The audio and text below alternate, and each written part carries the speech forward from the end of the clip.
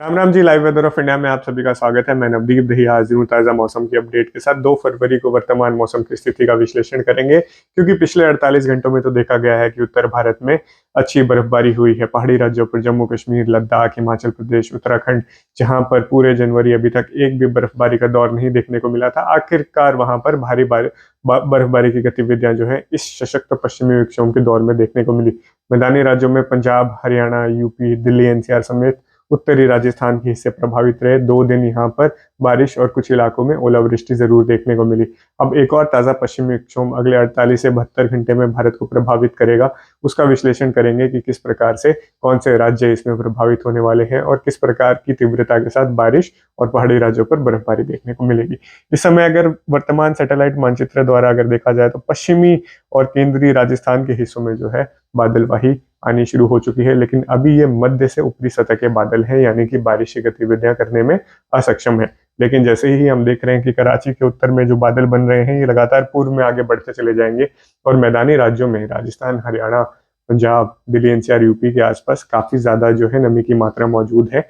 तो सिचुएशन यहाँ पर बहुत क्लियर है कि यहाँ पर जैसे ही बादल पहुंचने शुरू हो जाएंगे उनमें बदलाव आना शुरू हो जाएगा, क्योंकि एटमॉस्फेरिक कंडीशंस जो है काफी ज्यादा यहाँ पर सपोर्टिव है। इसी के साथ दक्षिण पश्चिमी हवाएं जो है लगातार इस सिस्टम को नमी प्रदान करने वाली होंगी, जिससे गरज चमक के बादलों में जो है विकास होने में, उनको सस्टेन करने में पूरा सपोर्ट देखने को मिलेगा। अब जैसे ही ये पश्चिमी विक्षोभ आगे बढ़ना शुरू हो जाएगा, ये देखा जाएगा कि आज देर रात्रि से और कल आज सुबह के आसपास पश्चिमी राजस्थान के आसपास बारिश की गतिविधियां शुरू हो सकती हैं और फिर उसके बाद 3 तारीख की जो है रात्रि को और 4 तारीख को इसका पीक देखने को मिलेगा। वो मॉडल आउटलुक द्वारा देख सकते हैं कि कौन से इलाकों में कब कब इसका प्रभाव देखने को मिलेगा। जो कि बात की गई कि आज मध्य रात्रि या 3 तारीख की अलसुबह से इसका प्रभाव शुरू हो जाएगा और उसके 24 घंटे यानी 4 तारीख की सुबह के बीच में संपूर्ण पश्चिमी राजस्थान, जैसलमेर, जोधपुर, बाड़मेर, बीकानेर, गंगानगर, हनुमानगढ़, चूरू, अजमेर, जयपुर, पिलानी, झुंझुनू, अलवर, धौलपुर, ये वाला जो सारा क्षेत्र है यहाँ पर हल्की से मध्यम बारिश की गतिविधियां शुरू हो जाएंगी। जहां गरज चमक के बादल बन गए वहां पर संभावनाएं ये भी होंगी कि कुछ समय के लिए तेज बारिश और ओलावृष्टि की गतिविधियां दर्ज की जाएं।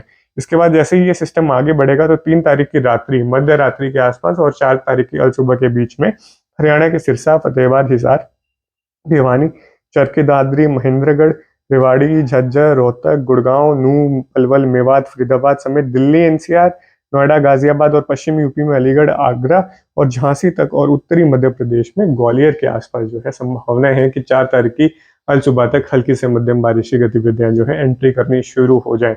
तो कुल मिलाकर बहुत ही जल्द एक और बारिश की गतिविधियां इन क्षेत्रों में प्रवेश करने वाली हैं। अभी के मौसम विश्लेषण अनुसार ये भी देखा जाएगा कि पंजाब, उत्तरी हरियाणा, चंडीगढ़ और यूपी के अन्य इलाकों में 4 तारीख की सुबह तक तो बारिश की गतिविधियां नहीं होंगी, लेकिन उसके बाद जो है ये सिस्टम आगे बढ़ेगा तो बारिश देना शुरू कर देगा। 4 तारीख की सुबह तक ऊपरी सतह के जो बादल हैं, यानी कि 2 तरीके से यहाँ पर बादल बनेंगे। एक जो साउथ वेस्ट विंड्स जो बादलों का निर्माण करेंगी और एक कोर ऑफ डब्ल्यूडी जो होता है जो सीधा पहाड़ी राज्यों पर जाकर टकराता है।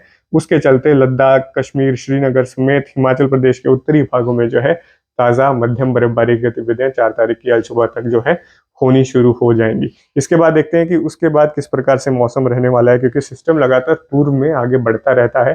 तो 4 तारीख की सुबह से लेकर 5 तारीख की सुबह का अगर हम लोग विश्लेषण करें तो कुछ इस प्रकार से देखने को मिलेगा कि समस्त राजस्थान में बारिश हो चुकी होगी। पश्चिमी राजस्थान से बारिश की गतिविधियां 4 तारीख तक जो है कम होनी शुरू हो जाएंगी और वो पूर्व में आगे बढ़ते हुए जयपुर, अलवर, ग्वालियर और यूपी में ज्यादा प्रभाव देखने को मिलेगा। यानी कि प्रमुख शहर जो है उत्तर प्रदेश के आगरा, अलीगढ़, झांसी, कानपुर, लखनऊ, बरेली, फैजाबाद, प्रयागराज, वाराणसी, गोरखपुर, ये वाले क्षेत्रों में हल्की से मध्यम बारिश होने की संभावना है। कहीं गरज चमक के बादल बन गए तो तेज बारिश की दौर भी कुछ समय के लिए देखने को मिल सकते हैं। तो यूपी, दिल्ली एनसीआर, उत्तरी हरियाणा जो कि 4 तारीख की सुबह तक प्रभावित नहीं होगा, लेकिन 4 तारीख की शाम, रात और 5 तारीख की सुबह के बीच में जरूर प्रभावित होगा। यानी कि यमुनानगर, करनाल, अंबाला के आसपास के क्षेत्र, पंचकुला, चंडीगढ़, पटियाला, पंजाब में लुधियाना, जलंधर, अमृतसर, आगे बढ़ते हुए गुरदासपुर, पठानकोट के हिस्सों में जो है मध्यम बारिश होने की प्रबल संभावनाएं बन रहे हैं। और इसी समय 4 तारीख को और 5 तारीख की सुबह के बीच में ये देखने को मिलेगा कि पहाड़ी राज्यों पर श्रीनगर से लेकर यहाँ उत्तराखंड, नैनीताल तक जो है बर्फबारी का ताजा दौर रहेगा। ऊपरी पहाड़ों पर भारी बर्फबारी होगी और निचले पहाड़ों पर देखने को मिलेगा कि हल्की से मध्यम बर्फबारी और उससे नीचे वाले इलाकों में मध्यम बारिश की गतिविधियां और ओलावृष्टि जरूर देखने को मिलेगी। तो कुल मिलाकर एक और एक्टिव स्पेल जो है अगले 72 घंटे में जो है उत्तर भारत को प्रभावित करेगा। पश्चिमी विक्षोभ एक के बाद एक आ रहे हैं। अभी तक जनवरी पूरा शुष्क निकल गया था, लेकिन एक हफ्ते के अंदर अंदर 2 सशक्त पश्चिमी विक्षोभ आना किसानों के लिए बहुत अच्छी खबर है, क्योंकि बारिश की गतिविधियां होंगी। लेकिन बहुत ही चिन्हित इलाके ऐसे भी हो सकते हैं जहां पर ओलावृष्टि से कुछ फसलें जो है प्रभावित हो सकती हैं। अब देखते हैं कि अधिकतम तापमान किस प्रकार से रहने वाला है, क्योंकि कोल्ड डे की स्थिति बारिश आते ही वापसी करती है।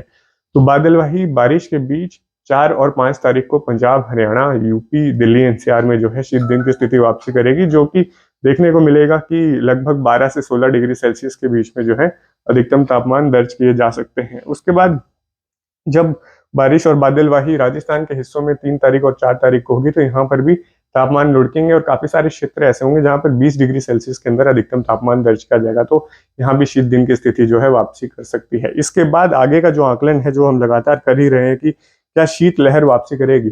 जी हाँ, बिल्कुल सामान्य सी बात है कि जब इतनी जोरदार बर्फबारी पहाड़ी राज्यों पर हो रही है, मैदानों में भी बारिश की गतिविधियां हैं, तो ये सिस्टम जैसे ही आगे बढ़ेगा, मौसम शुष्क होगा, उत्तर पश्चिमी हवाएं आना शुरू हो जाएंगी। तो जो 6, 7, 8 तारीख का जो समय होगा, इस समय इतनी तेज हवाएं नहीं चलेंगी, लेकिन कोहरा जरूर वापसी करेगा। तो निचले स्तर पर जो है डेंस फॉग, जो अभी तक जनवरी में भी देखने को मिला था, वो लगातार पंजाब, हरियाणा, दिल्ली, एनसीआर, यूपी, राजस्थान के हिस्सों को फिर प्रभावित करेगा। कोहरा जरूर वापसी करेगा, लेकिन जैसे ही हवाएं 9, 10, 11, 12 तारीख को बढ़नी शुरू हो जाएंगी, पहाड़ी राज्यों से ठंडी हवाएं आनी शुरू हो जाएंगी, उस समय देखने को मिलेगा कि न्यूनतम तापमान ज्यादा गिरेंगे और शीतलहर की स्थिति वापसी कर सकती है। न्यूनतम तापमान का आकलन है कि 5 डिग्री सेल्सियस के नीचे एक बार फिर 9, 10, 11, 12 तारीख को पंजाब, हरियाणा, दिल्ली, राजस्थान, यूपी, ये मैदानी इलाकों में जो है जरूर जाएगा। और कुछ एक इलाके ऐसे होंगे जहां पर 2-3 डिग्री सेल्सियस के आसपास भी आएगा, यानी कि सामान्य से कम तापमान जो है आने वाले सप्ताह में भी रहने वाले हैं। अगले 10 दिन तक तो सर्दी उत्तर भारत में कहीं भी नहीं गई है। कुल मिलाकर 10 दिन और कड़ाके की सर्दी उत्तर भारत में पड़ने वाली है। तो बारिश पहले, फिर दोबारा से सर्दी और कोहरा, तो कुछ इसी प्रकार से मौसम आने वाले दिनों में रहने वाला है। अगर कोई भी बदलाव इसमें देखने को मिलता है तो आपको लेटेस्ट अपडेट जो है लाइव वेदर ऑफ इंडिया पर मिलती रहेंगी। यह वीडियो देखने के लिए आपका बहुत बहुत धन्यवाद।